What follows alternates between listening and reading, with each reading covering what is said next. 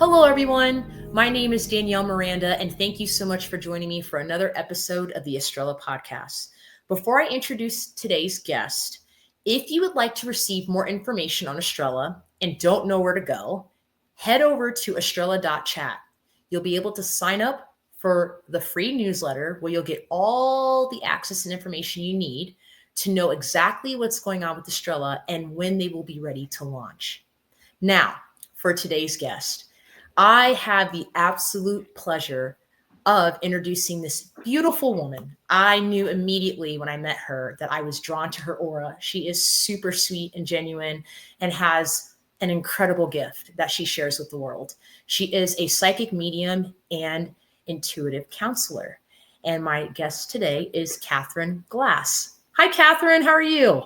Hi, Danny. Can I call you Danny? Yes, you can. Yes, you can.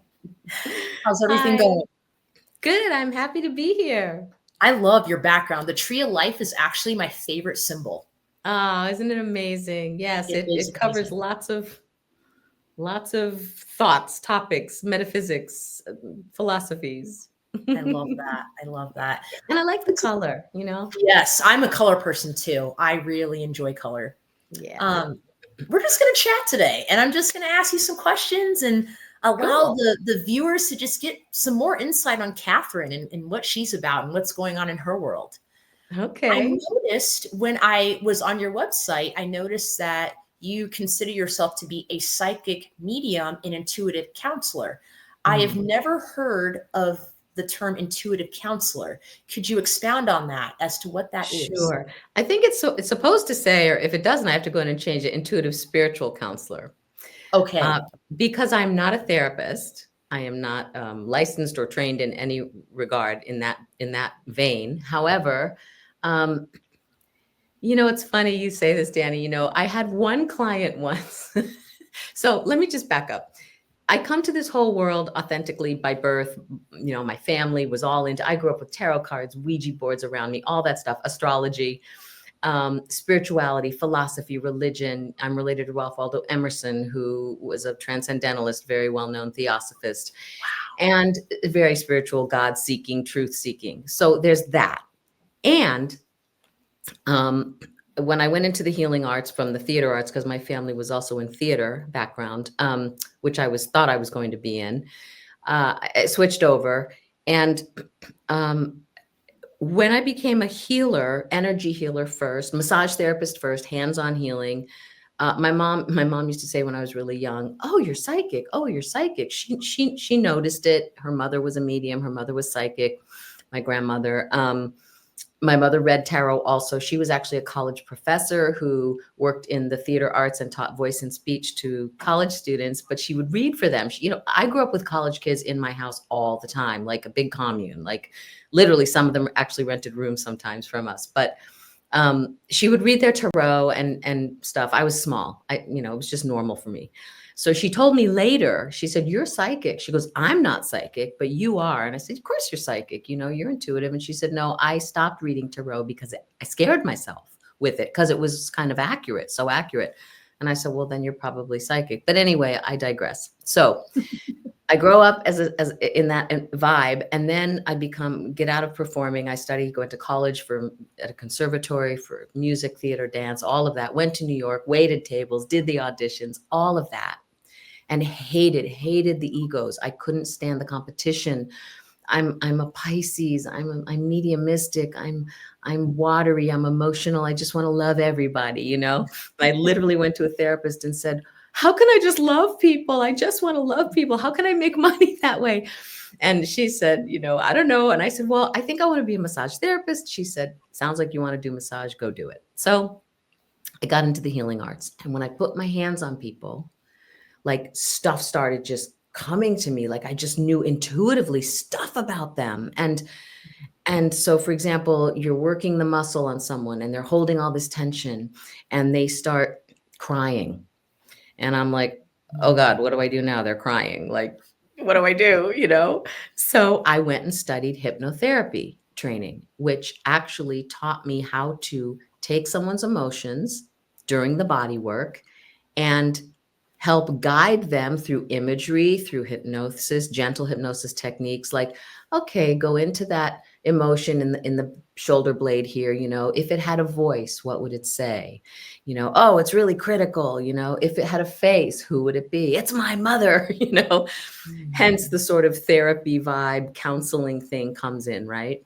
So spiritual intuitive counseling is not like directly talking to a therapist. However, it is guidance. And given that you're a psychic or intuitive, you're guiding someone and counseling them around their soul's journey, not so much around the expertise of.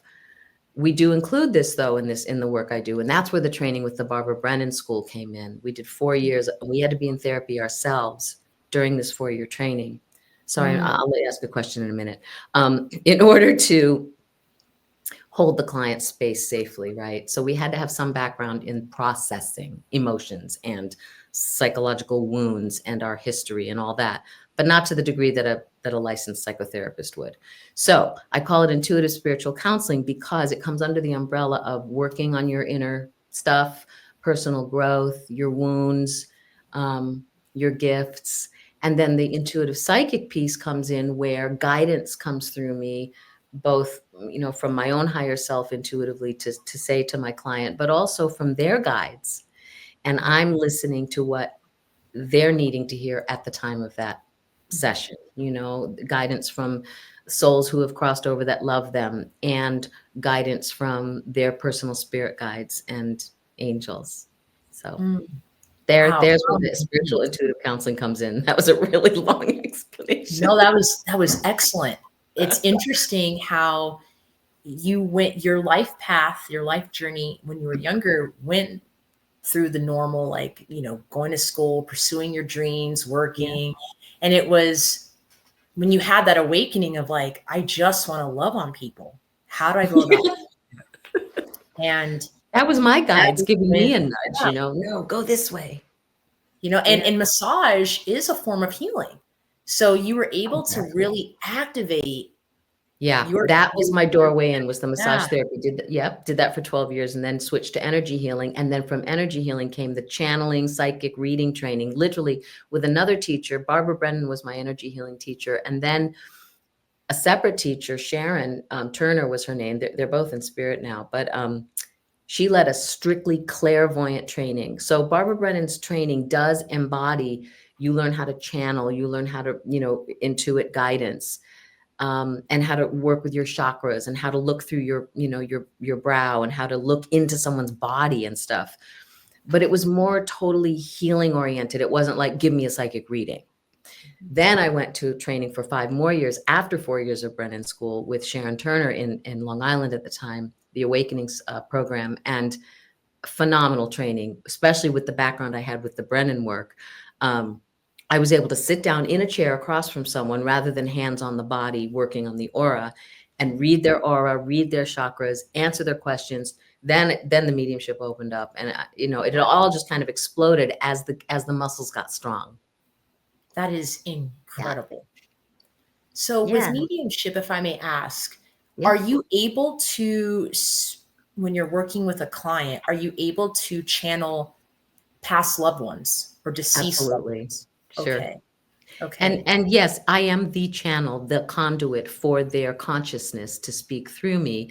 I don't do the thing like in the movie Ghost. You're probably too young to remember Ghost, but with Demi Moore and yes, I've seen it. and Whoopi Goldberg, and she goes like this, Bertha,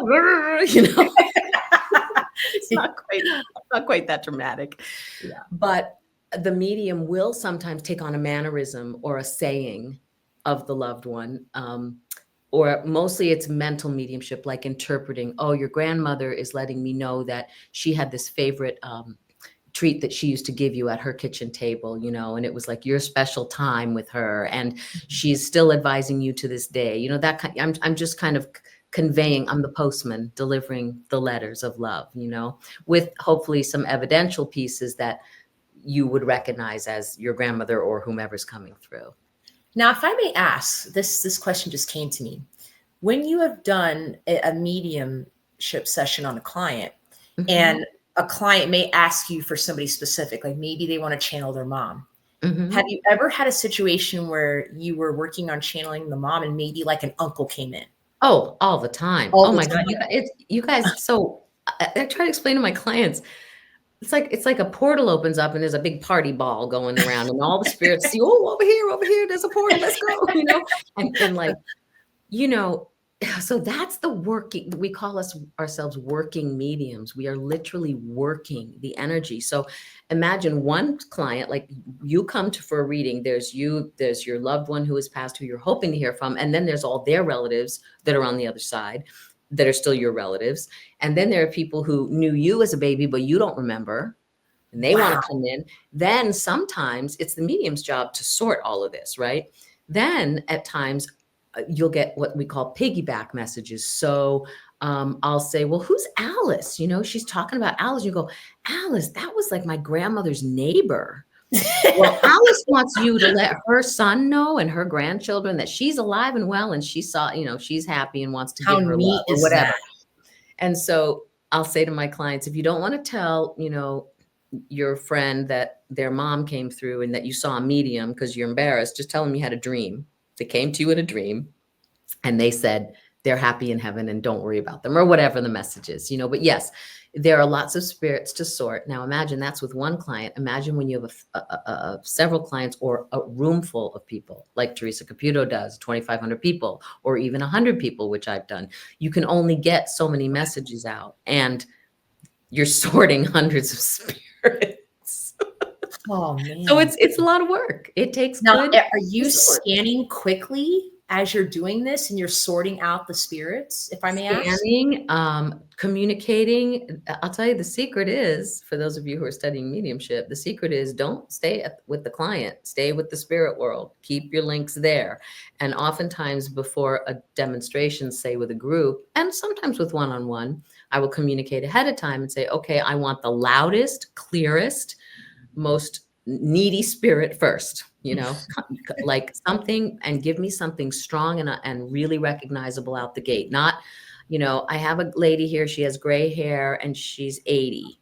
I mean, everyone's hand's going to go up, right? Right, Who doesn't have that in spirit, right? right. So hopefully you get the guy with the, I lost half my leg, in my 50s due to gangrene or whatever, something unusual. Wow. The more specific the evidence, the quicker you can find your recipient.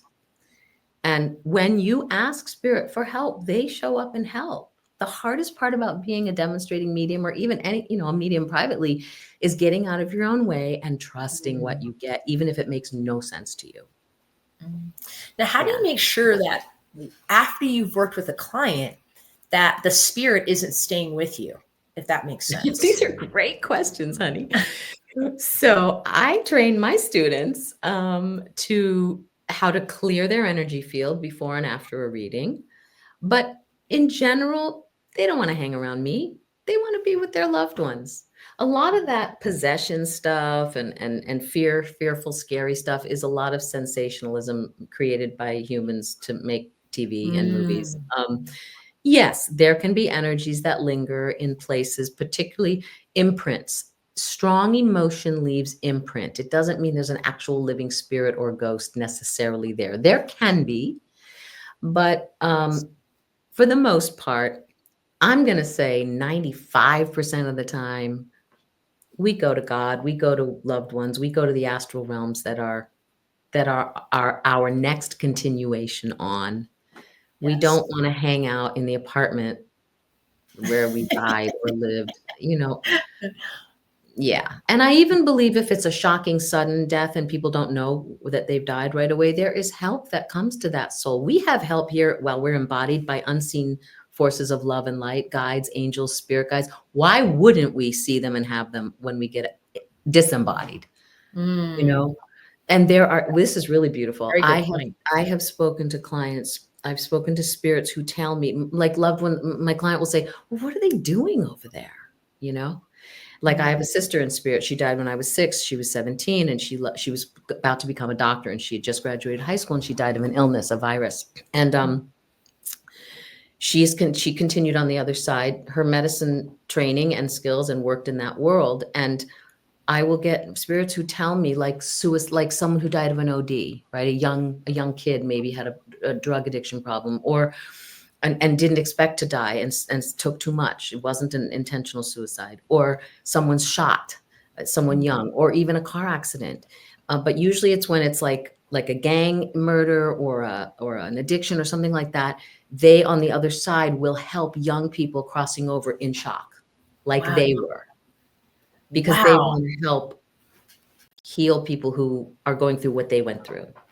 So they basically can see that spirit is struggling to cross over, and so Yeah, they or they crossed over suddenly and are shocked and don't know what to do. I literally have, it's almost like they are assigned. Like there is order. yeah, There is order to the chaos in yes. the astral realm, you know? Oh, it's such an amazing topic, Danny. That is so amazing. Cause I ask. yeah. What? Oh, I'm sorry. We got frozen a little bit. Oh. I was going to ask you, as a psychic medium, do you have out of body experiences? So yes, but usually when I'm sleeping. I haven't done, I had a lot of sensitivity. I have a lot of sensitivity to energy. And I never went consciously into dabbling with astral travel. It can be very unnerving when you're conscious and you choose to lift out. It's something that takes practice. And when it actually happens, it can be quite jarring and scary. My mom did it by accident and found herself lifting out of her body, turning over, looking at the ceiling, turning back over, looking out the window. And she knew I could go if I wanted, and it freaked her out. And she was a studier of metaphysics and was into all this stuff. But she, like, as soon as she got scared, bam, she was back in her body.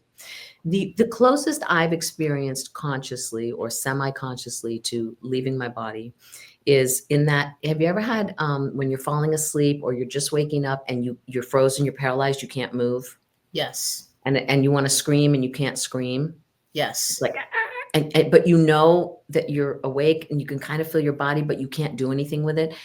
I've had that experience, sleep paralysis or whatever they call it, but also looking out at the room, on the wall, I saw like weird old man, like mumbling and talking, and I couldn't really make out what he was saying.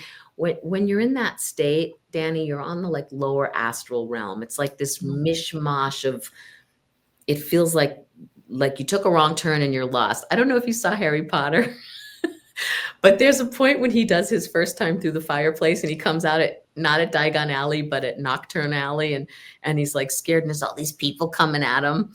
It's kind of like that, like, whoa, this feels weird and I can't get out. It's Right. it's it's the lower astral.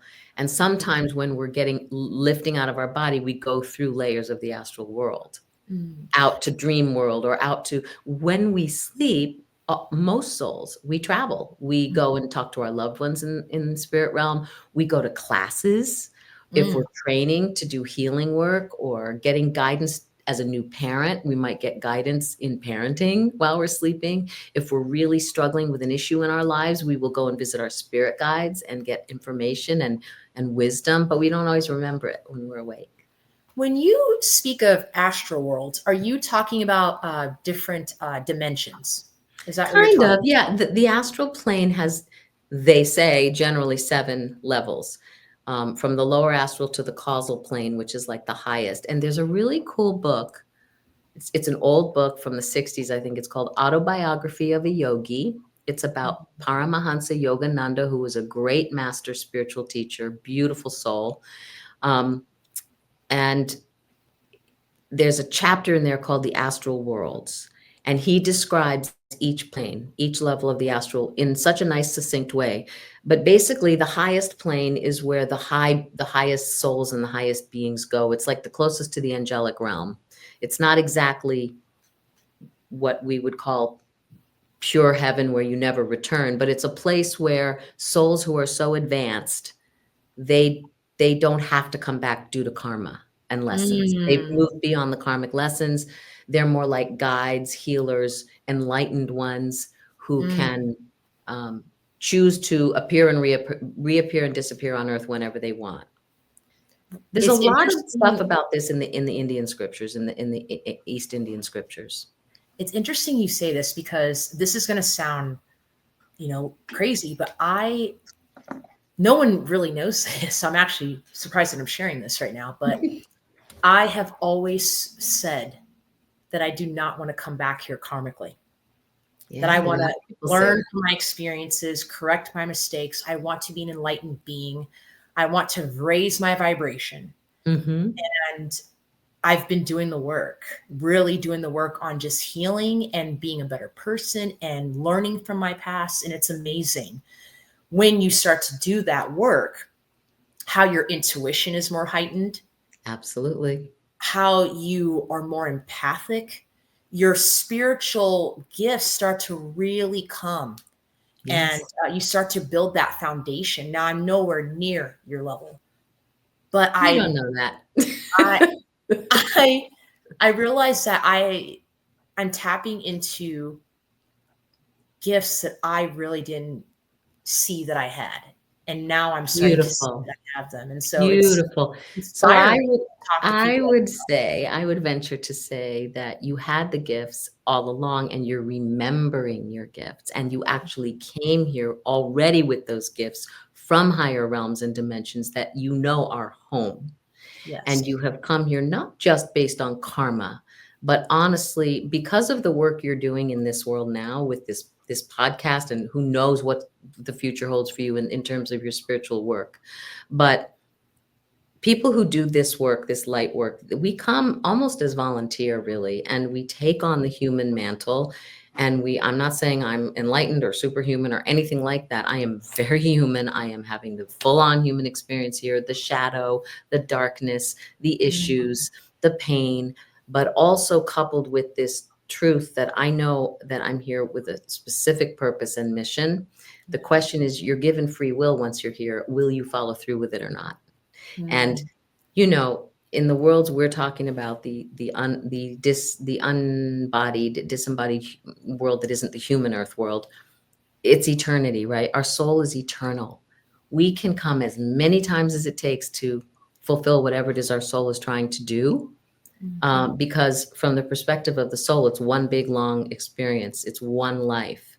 From the human perspective, it's lifetime, lifetime, lifetime, chopped up in time segments. So you could be here for the 88th time as a light worker, and every time you get a little further along your mission, Mm, along with grappling with the human experience, the human journey, the love, the pain, the emotional body that we don't have in other realms and other planetary configurations. As far as I know, Earth is one of the only places where we get an emotional body. And mm. this is where we learn lessons through our emotions. If I may ask you, I would love to get your opinion on this. Do you believe that if a spirit does not come back here because they have learned and they've grown and they've evolved, do you believe that that spirit goes to a different realm? Yes, they go to a different astral plane, and or they can choose. I make jokes. I say, I want to go to spirit guides. I'm in spirit guide school. So spirit guides don't reincarnate anymore. They get to guide souls on earth from the spirit world, from the astral realm. And they're still evolving and learning too. And they can go higher and higher and become more and more enlightened. So yes, they go to a different realm. However, you're also given the freedom to come and go. Mm, So I often will hear a client say, I don't feel my dad around anymore. I just feel he's gone on. And mm, it's possible that he has mostly gone and is spending more of his time in a different dimension, learning different lessons in his soul's journey, different classroom, if you will. But usually when we think of our loved ones, usually they're there on some level. Their consciousness has access to us and they are aware that we are thinking of them. And if we really need them, and we ask, please give me a sign, I need your comfort, often they will come through in some way. mm, Um, it's such a beautiful mystery. This is what I love. No matter how expert you think you are in metaphysics when you're embodied as a human, this is what I believe God is, the perfect mystery, the perfect orchestrator, because no one can ever really say for certain. Like, for example, Who reincarnates and when? It's both and. You can reincarnate immediately, or you wait 100 Earth years and reincarnate after the whole soul group gets up there. How do we know what the right answer is to that? We really don't. Unless maybe we go into a hypnotic regression and we remember our truth for ourselves, but that doesn't mean that's every soul's truth, right? There's no definitive answer. It's fascinating to me that man has been chasing the mystery for eons. And is the astral plane the last stop, or is there actually a higher plateau that some spiritual paths claim, like the East Indian, some of the Hindu religions and the Vedic paths, or Islam, or paths certain religions claim? You go to God. If you want God, you have to go to the highest, and you have to devote your life to loving God first and focusing on God, whatever that looks like for your life. But if you want the prize, the goal, it's not these lower levels of existence for a soul. It's one home, you never come back, and you're not on these other levels either, like as a spirit guide or as an angel. You're someone who's gone on and you never come back again. That's their belief. Very interesting. It's huge. It's massive. A question just came to me as you were speaking. And, because I look at you and how amazing you are and how gifted and beautiful, honestly, you are. And I wanted to know, because you said you're here having the full human experience. So are you able to really tap into that and turn off your gifts and be a human? Like, is it easy for you to do that, or do you find 100%? 100%. In fact, I'm pretty certain I am. I mean, maybe it's definitely. So this is so interesting. Okay. This is where I believe in training. I believe in training your gifts, because my teacher used to say, I don't graduate crazy psychics. They're like, if your life isn't working and it's not in order, you're not managing your gifts well. If you're like going to sleep at night or in the shower and you're being assaulted involuntarily by spirits talking to you all the time and wanting your help, and you have no psychic space for yourself, you are sloppy and you have bad manners as a psychic and you're not trained. Now, I used to envy my colleagues, because I'd go to classes and trainings, and the teacher would say, what's your experience with the psychic? Tell me your story. And they'd say, well, lights go on and off when I walk in the room, and I can't go to sleep. There's voices all the time, constantly pulling at me. And I'll walk down the street in the store and I'll see a lady's grandmother behind her. And I got to tell this girl, your grandmother wants to da-da-da-da. That never happened to me ever. I remember, the closest I remember is being a very young girl, young child. My sister had just died. There was a lot of sadness in the house. Empathically, I could feel that. And I remember going, I don't want to see a ghost. I don't want to see a ghost. I don't want to see a ghost. I was just terrified. Where did she go? Where is my sister? She was 12 years older than me, so I was 6. She was 17. Like, something in me knew to shut that off. When you're in the bottom of the basement stairs and you get that chill that makes you run up the stairs really fast, that adrenaline rush. I felt that around me. It was the spirit world. And even if she was trying to be reassuring or loving, I was like, too much energy, shut down. And maybe that's why I didn't have experiences of spirits involuntarily coming to me. But all my colleagues were like, I had this happen, I had that happen. I have always been able to go in, turn it on, have incredible access, and then shut it off. The only thing is, when we're not being aware of managing our energy properly, I can get very drained, very emotional, very anxious. And I just think it's me.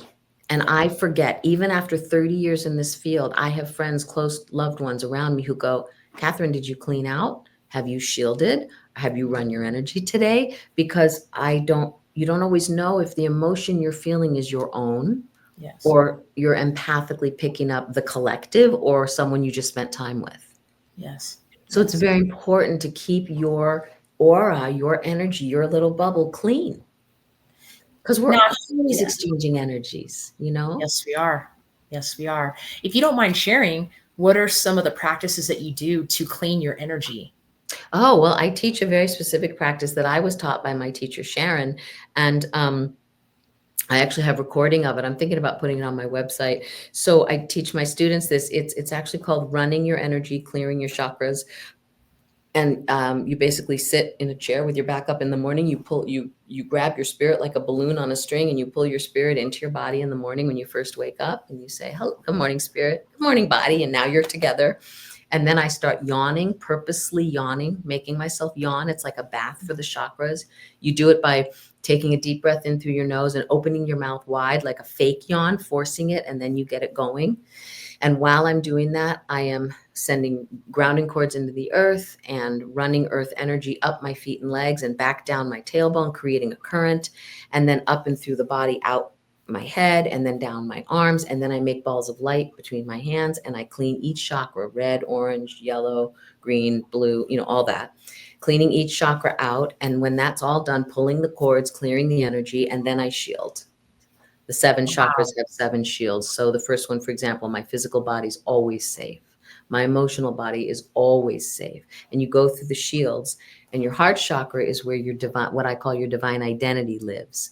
And that's where you program your shields, whatever you know you already are or want to strengthen. Like, say you're really scattered and disorganized and never on time. You'd say, "I am on time all the time." That's one of your programs for your divine identity. I am a beautiful, powerful, abundant, healthy, wealthy, best medium on the planet, clairvoyant, healer, teacher, speaker, author, mother, whatever it is you want to vibrate in the world.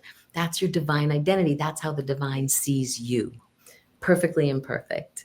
And you can empower that thought form, that frequency into your shield. And what happens, Danny, over time is the universe says, yes, you are. And the world starts reflecting that back to you. Mm. The way you That gave me introduce me, goosebumps you oh, saying she's all so that. gifted. Oh, she's this, because I've been programming that shield, right? Yes, I love that. That actually gave me goosebumps. I felt the energy of you saying those words, Yes, it's rhyming it. it's it's beyond affirmation. It's actually a living, breathing thought form that is vibrating. Now think about it. When people are stuck in negativity and they're depressed and their life isn't working and they can't get a job, it's because they're sitting there going, "Life is so hard and I'm so poor and I'm never going to have money." Well, you're praying for that. You're co-creating here. The universe always says, "Yes, you are." So if you Mm. just remember that, think about what you're thinking. "Oh, I suck. Yes, you are." It's like, We got to be mindful of our words. We really do. Words are yeah. powerful. How many times do you do that? Just once in the morning, or do you have to do it multiple times a day? As many times as I need to and feel the need. My teacher used to say, "Don't get weird on the bus," but but I used to catch her in the corner on a break in the class, like cleaning out. I'm like, "Oh, I hope she's not cleaning me out. Like, who's she cleaning out?" Um, no, but a couple times a day is ideal in the morning after you've been sleeping and traveling, right? You want to get in your body. And at the end of the day, when you have picked up a plethora of experiences with various people, the clerk at the store, the cab driver, or your clients, or your spouse and the close relationships, your parents, children, sisters, siblings, whoever, lovers, friends, we create cords of energy through strong emotion, right? And you might not have a strong emotion with the store clerk, but if you're open and you're empathic like you are, and that store clerk's having a crappy day, and you haven't done your shielding, you may go there all full of love and light and be really nice to that clerk, and they go, "Oh, I'm having a shitty day and someone's really nice to me." And they blink, you make a connection. And then that energy can come into your field. Now, it's not that we're supposed to shield from fear. You don't want to be in a consciousness of fear. You want to shield from loving intention to be in charge of your own aura, your own energy, your own reality, right? And Mhm. I'm as human as the day is long, and I am lazy. I forget. I get tired. I get whiny. I don't want to do it, whatever. And the other thing that's quick too, rather than going through all that, is just say, "Shields up," shields up. We are powerful beings. We don't give ourselves credit for how powerful we are, right? And things become habits. We can get stuck in a habit of being complaining or Mhm. tired or Yes. crabby. Hot bath salt with salt clean you right up really fast. Even a shower with sea salt. Wow. Straight salt directly on your chakras, on your it's like jumping in the ocean. It clears the auric field. It's literally magnetic, you know? Hmm. Yeah. Interesting. And let me ask you this, Catherine. You don't have to be a psychic medium to do this, right? You can just Heck be no. No, anyone just and being wake an up and amazing clean out your okay. That's because excellent. we are all spirit, right? We're all from home or the spirit realm embodied for a very limited time on earth. And we are made of energy. And if those techniques are going to make us feel better and have a better experience doing whatever we're doing, being the best stockbroker, being the best mother, being the best preacher, being the best musician, doing what we are gifted and love to do, why wouldn't we do that? You know, Right. it's like brushing your teeth. It's hygiene. It's energy hygiene. Ooh, I like that. Energy Mhm. hygiene. We need Keep to it start clear. Keep implementing it that more. clean. It takes discipline. It takes, that 5 minutes to run your energy or 10 minutes. Um, can really, it's such a simple exercise, but it really makes a difference. It's like clearing the mud off the windshield of your life. Mm, Yeah. that's incredible. Yeah. That's awesome. So, do you find that do you connect well with other mediums? Do you guys hang out together, or do you find that you like to keep it professional with other? Yeah. I don't, in the early stages when people are developing, uh, mediums like to get together and as friends and hang out and start sharing stories or naming spirits, and if they drink alcohol then they get loose and open, and it can get a little silly. I'm not a big fan of that. I'm 61 years old. Like, I'm kind of past that kind of behavior. You look So I amazing. Did you just thank say you. 61? Yeah, yeah. You Been look doing this a phenomenal. long time. I have the right to teach now. I'm literally going into crondom. Um, the wisdom comes, I'll tell you, but still have a lot of work to do. We're always learning, always evolving. So I don't recommend, I think it can cause burnout. It can be overuse of a muscle. It's like, do aerobics teachers hang out together and do aerobics, together? No, do trainers lift weights when on their downtime? No, you need to be human. You need to be, as my teacher said, sane and grounded. Don't be a crazy psychic, walking up to people and saying, "Da, da, da, da, da," I do believe we are moving into a time on the planet. I know we are, where we're going to be communicating more and more just telepathically. We Mhm. won't even need words. We'll just be able to sit and tune into each other and know what the other's feeling and thinking. And, you know, I believe there was a time on this planet when we actually lived like that, Atlantis, Lemuria. And we're coming back around, I think, to a period of time on the planet like a golden age. It's even written in some of the Vedic scriptures, the ancient Indian scriptures. There's a period of 10,000 years within a dark age that we're in now called Kali Yuga. And it's the age of anxiety and quarrel. It's called the Iron Age. It's just a difficult time. But within that time period of like 25,000 years, there's a 10,000 year yuga, which is a golden age. And I think that's coming where our consciousness is very high. We're bartering and giving less, unbalanced wealth kind of stuff, less human ego, more love and consciousness coming back. Yes. Yeah. What is a part of what you do? Like, what part of it do you absolutely love? What keeps you going as a medium? When I'm tired, yeah.